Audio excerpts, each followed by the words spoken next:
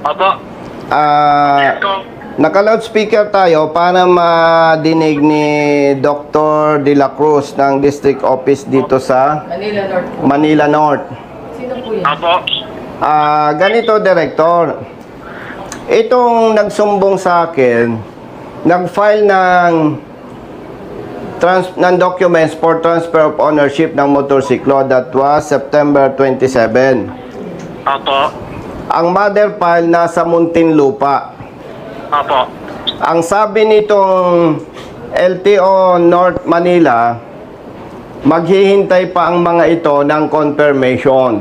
Reply po, Okay po. reply. Samantalang may memo ang LTO, kapag ang distrito, ang mother file is within the region, the same region with the district office, hindi kailangan ang confirmation.